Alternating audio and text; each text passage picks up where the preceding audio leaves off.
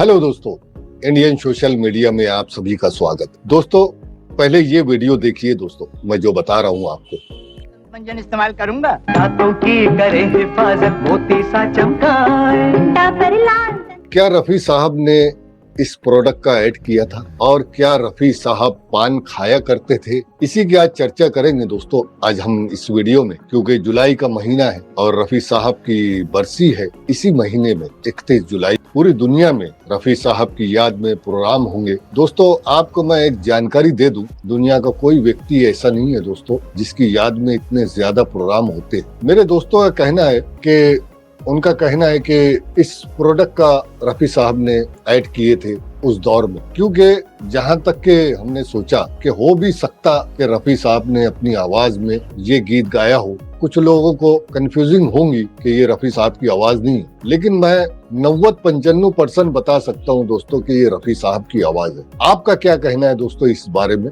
आप कमेंट में लिखकर जरूर बताएं दोस्तों। ऐसा पॉसिबल इसलिए हो सकता है दोस्तों इस मंजन की ऐड करने का, उनकी एक भी तस्वीर कोई बता दे जो गुस्से में है रफी साहब की। आज तक किसी ने नहीं साबित कर पाया दोस्तों कि रफी साहब गुस्से में एकदम एग्रेसिव होके किसी से बात कर रहे। हर वक्त तो मुस्कुराते रहते थे। तो हमारे दोस्तों का कहना ऐसा था कि रफी साहब हमेशा अपने मोती जैसे दांत दिखाया करते थे और मुस्कुराया करते थे। तो उस कंपनी ने उनसे जिक्र किया था कि रफी साहब, क्योंकि आपके दांत इतने सुंदर है, मोती जैसे आपके दांत हैं, तो उसी के ताल्लुक से हमारी कंपनी में इस मंजन का जो अगर आप दुरुस्त समझे तो इसमें आप अपनी आवाज दे सकते हैं। और रफी साहब ने तो मैं समझता हूं दोस्तों किसी को इनकार नहीं किया था। रफी साहब कभी किसी को इनकार नहीं करते थे, कोई भी हो, छोटा हो बड़ा हो। तो मे भी पॉसिबल कि रफी साहब ने उसमें आवाज दिया हो भी सकता कि रफी साहब ने उसमें आवाज दी हो उनकी, लेकिन मैं यकीन से नहीं कह सकता दोस्तों।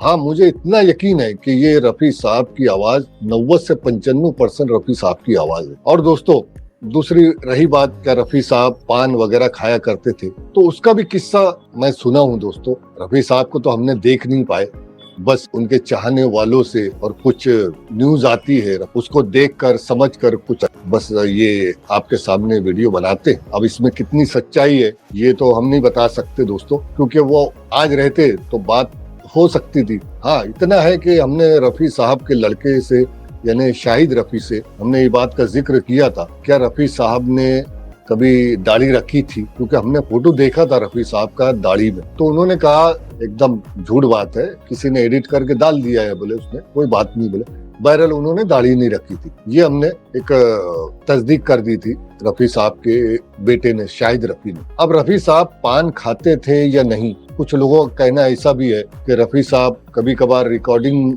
से निकलते थे और कभी मीठा पान खा लिया करते थे। वो बंदे को रफी साहब ने अपने खर्च से एक स्टॉल बना दी और उन्होंने कलकत्ता में, उनके आज भी बेटे वगैरह, उनकी खुद की पान स्टॉल है और वहीं पर उनका रोटी रोजी चल रहा है। और रफी साहब तो वैसे भी दयावान थे। अभी एक वीडियो देखा दोस्तों मैं, एक हमारे हिंदू भाई है, उनके घर में तस्वीरें लगी हुई है, रफी साहब की फोटो की पूजा करता है और उसको उसकी आरती करता है वगैरह वगैरह बहुत सारी चीजें। उस बंदे ने इंटरव्यू जब दिया तो मैंने देखा दोस्तों उस वीडियो में कि वीडियो खत्म होने तक उस बंदे की आंख से आंसू जारी था।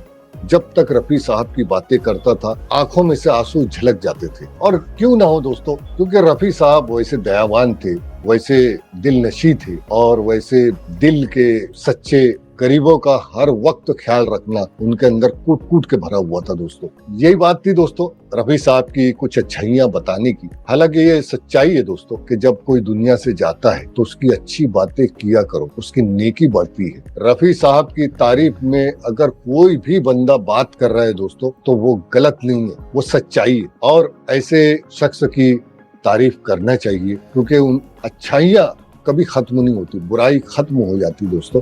अच्छे लोगों का जिक्र हर वक्त होते रहता है दोस्तों। बस यही थी कुछ बातें रफी साहब की जो आपसे करनी थी। उम्मीद है कि ये वीडियो आपको पसंद आया होगा। अगर पसंद आया होगा तो वीडियो को लाइक, शेयर और सब्सक्राइब करना न भूले दोस्तों। और हाँ दोस्तों, आखिरी में मैं वही जुमला बोलूंगा, क्या आपने रफी साहब को वोट दी? अगर आप रफी साहब के चाहने वाले हैं, अगर आप रफी साहब के गीतों को पसंद करते हैं तो जाइए, डिस्क्रिप्शन में मैंने लिंक दे दिया हूँ, वहां जाइए और रफी साहब को भारत रत्न अवार्ड मिले वहां पर वोट दीजिए दोस्तों, क्योंकि 24 दिसंबर 2024 को रफी साहब को भारत रत्न अवार्ड मिल जाना चाहिए दोस्तों। सरकार से हम ये उम्मीद लगाकर बैठे कि रफी साहब को 24 दिसंबर 2024 को, क्योंकि रफी साहब उस वक्त उस महीने में 100 साल के हो चुके होते अगर वो जिंदा रहते तो मिलते हैं दोस्तों अगले वीडियो में, तब तक के लिए जय हिंद दोस्तों।